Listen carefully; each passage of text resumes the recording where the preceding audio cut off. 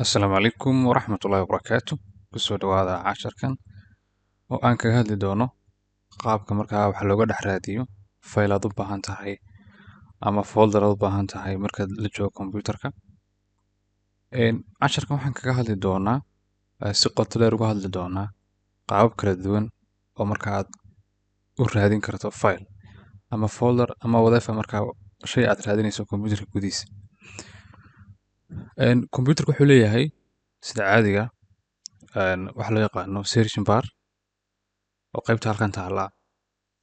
search barta marka waxaad ka raadin kartaa waxa aad u baahan tahay ama file ha noqdo ama folders ha noqdo ama documents kala duwan ha noqdaan ama qaybo computer ka mid ah oo settings kala duwan ee computerku leeyahay ama application aad raadinayso ha noqdo. Simple waxaad isticmaalaysaa search barta oo ah qayb halka ugu fudud ee aad wax ka raadin karto. Tusaale waxaan doonayaa inaan raadiyo programka loo yaqaano notepad-ka. Simple halkan aan ku qorayaa dadna waxaad arkaysaan inuu soo baxayo oo xaggan sare ka soo baxayo. Just waxaan sameynaya markaa waan dooranaya notepad-ka waan dooranayaa. Sidoo kale waxaan sameyn karaa shayga kale aan u baahanahay. Tusaale waxaan leeyahay waxaan u baahanahay qayb wireless ka la xiriira waa setting-ka computerka. Marka waxaad arkaysaa inuu soo baxayo qayb wireless ka la xiriira. Tusaale waxaan doonayaa inaan baaro something la xiriira network. waxay soo baxaysaa waxyaabo la xiriira network. Markastana waxa kuu soo baxaya search-inta waxaad ku baarayso waxa ku dhow ama waxa ugu dhow ee computerka ku jira. Iminka wuxuu soo dhigayaa network reset qaybta setting-ka. Halkan oo kale qaybo network ku jira. Halkan network ba ku jira control panel-ka. Qaybahan kale iyaguna network ba ku jira. Tusaale waxaan baarayaa marka file ama folder. Markaan wax baarayno kale halkan sare waxa kugu taala all. Haddaad doonayso shay gaar ah inaad baarto shaygaasina uu document yahay waxaad taabanaysaa document. Kaliya shaygaas marka wuxuu noqonayaa just document inaad baarayso. Haddaad doonayso setting-ka computerka inaad wax ka baadho kaliya shay setting-ka la xiriira waad baaraysaa. Haddaad doonayso folder inaad baadho folder wax la xiriira. Haddaad doonayso inaad photos ka tagto photos la waxyaabo la xiriira.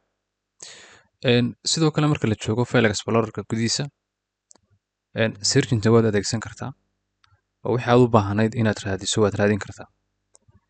Waxaanad markaa mar walba tegaysaa meeshii aad ku ogeyd. Iminka tusaale kale waxa laga yaabaa qaybta downloads-ka inay ku yaalaan file fara badan. Faylasha faraha badan leh ee ku yaala qaybta downloads-ka waxaad doonaysaa inaad mid ka mid ah raadiso. Si degdeg ah u sameyno bal file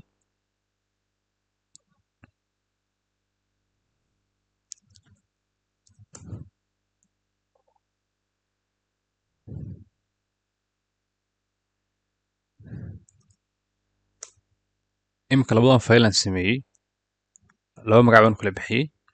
Markaan doonayo labadan file inaan raadiyo mid ka mid ah oo marka listiga meesha ku jiraan uu aad u fara badan yahay xogo fara badan yaalaan laakiin aan mid ka mid ah doonayo xaggan sare ayaan tagayaa qaybtan sare search ba ku taala. Marka qaybta sare tagaysaa tusaale waxaan qorayaa Axmed baan qorayaa enter baan leeyahay. Marka wuxuu soo qabanayaa in Axmed wax la yiraahdo file la yiraahdo halkan yaalo.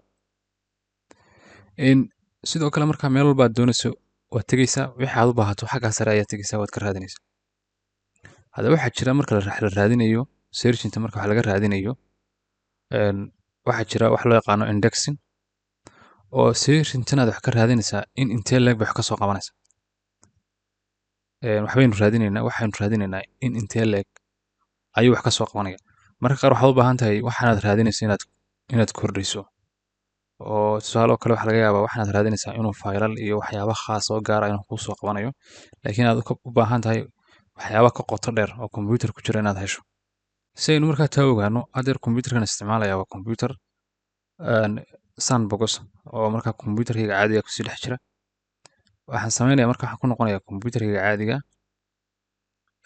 Simple marka waxaan leeyahay waxaan indexing ayaan taabanayaa. Indexing options-ka ayaan taabanayaa. Waxaan soo furayaa markaa qaybtan computerka kale waxaan uga nimi maadaama aanu admin hayn oo computer awoodiisu aanu full hayn waxyaaba badan kama helayno. waxaan taabanaya marka qaybta loo yaqaano advanced. waxaan taabanayaa file typeka. file typeska markaan tago waxaad arkaysaa faylasha marka searchinteedu ay soo qabanayso. halkan waxaa taallaa how should this files be indexed. deedna waxaa halkan tigtu ii saaranta iminka oo ii dooran indexing property only. waxaad keliya uu soo qabanaya qaybta indexingka property onlyga ah. waxaan u baahanay inaynu tigta saarno indexing property and file content. yacni propertygu failku ku leeyahay iyo waxyaabaha contentiga failka wiciisa kusii jiraba in uu marka indexing ku sameeyo. haddaynu okay samayno waqti bay yar qaadataa, computerka awoodiisa ku xidhan tahay. hadhow waxaad raadinaysaa wax ka fara badan ayuu kuu soo qabanaya computerkaagu. sidoo kale waxaad samayn kartaa, waxaad tegaysaa qaybta settingka computerkaaga. aan waxaan isticmaalaya Windows 11 sida ula socda. haddii aad Windows 10 isticmaalayso waxaa laga yaabaa waxyaabaha qaar inay kala duwan yihiin walow aan farqi weyn u dhaxayn. waxaan tegayaa qaybta privacy and security-ga. hoos baan u degayaa. waxaan tegayaa qaybta loo yaqaano search in Windows baan tegayaa. si aan kor ugu qaado waxyaabahan searchinteeda ka raadinayo, halkan waxaa yaala waxa loo yaqaano classic. classic waa sida caadiga imika ay dooran. classic marka wuxuu soo qabanayaa searching only your document. kaliya wuxuu soo qabanayaa documentiga, pictureska, music folderska iyo waxyaabaha markaa desktop ka yaala. waxaan raadiyaa intaas unbuu soo qabanaya sida caadiga. haddii aan markaa enhance aan idhaahdo, waxaan raadinayo enhance ku sameeya kor u qaad. wuxuu sameynayaa markaa computerka gebigiisaba inuu wax ka raadiyo ama entire computerka oo dhan. waxaa laga yaabaa inay saameyn ku yeelato ayuu ku leeyahay qaybtan inaad doorataa caafimaadka bayteriga iyo sidoo kale awoodda markaasi processorka computerka uu isticmaalayo iyo qaabka markaa uu adeegsanayo ayay markaa saameyn ku yeelata ay ku leedahay.